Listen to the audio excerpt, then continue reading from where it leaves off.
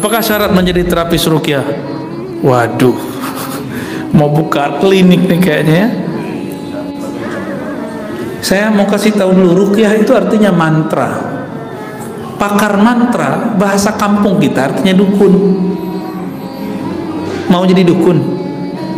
Pasti nggak terima antum yang praktisi ruqyah disebut dukun. Nggak mau kan? Maka ganti istilah mu'alij, biar islami dikit kan. Padahal itu namanya Arabi. Arab-Araban namanya. Apa syarat menjadi ahli ruqyah? Pertama, ikhlas lillahi ta'ala. Yang kedua, cari ilmunya yang bersanad. Kalau bersanad, ketemu guru bersanad. Guru bersanad pasti tidak sombong.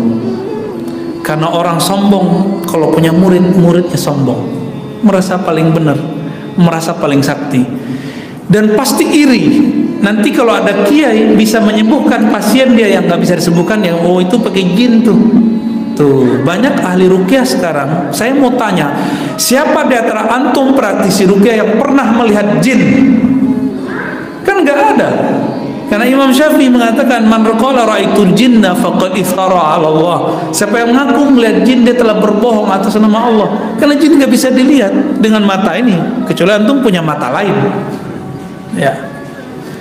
Terus dia tuduh ada kiai fulan, mursyid fulan, dia nggak mengeraskan bacaan seperti antum. Terus antum bilang itu jin. Emang lihat?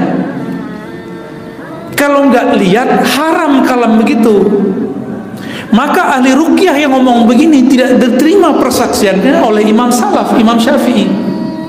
Oh itu jin tuh, emang dia lihat? Jin nggak bisa dilihat? Emang tahu dia baca apa? Ustaz, dia bisik-bisik, ya tanya aja sama dia dibaca apaan. Jangan spekulasi, itu suudzon. Iyattabi'una illa dhanna. Jangan ikut zan. Kan boleh tabayun tuh. Kalau kiai pasti jawab, kecuali dukun, oh rahasia perusahaan, dia bilang gitu. Ya, atau dia kesel sama antum mau cerita juga. Kalau mau jadi peruqyah, ya harus ikhlas. Amplopnya nggak ada, cuma pakai amplop TKS, terima kasih Ustadz gitu. Harus terima. Jadi jangan berhenti berguru. Karena orang kalau berhenti berguru muncul kesombongan dalam dirinya. Jadi berguru itu adalah cara efektif menghancurkan ego. Jadi itulah thariqah paling cepat. Asra'ut turuq li izalatil kibr. Kalau versi thariqah sufi kan zikir dulu sekian hari, 40 hari seperti di hadis Abu Nuaim biar bersih kolbunya.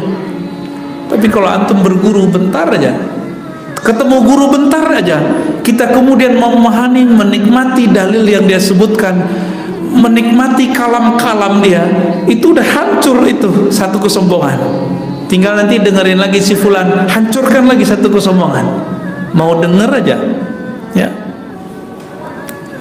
Kalam saya begini tidak akan membuat orang ikut saya, tidak akan membuat orang dapat hidayah. Kalam ini hanya memperkuat diri kita, memperkuat antum yang asal sunnahnya sama dengan saya. Kalau ada di luar yang sedang mencari, mudah-mudahan tercerahkan. Jika tidak, kita juga tidak ngoyo kepada Allah, ya. Maka kita tidak juga ngamuk-ngamuk orang beda dengan kita, ya. Jadi itu aja.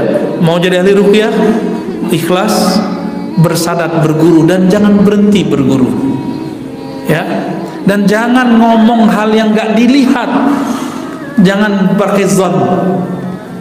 Dan saya takut-takutin dikit ya, antum kalau nguruqyah orang kesurupan, hati-hati, karena jin setan itu bisa pindah lewat sentuhan, lewat pandangan.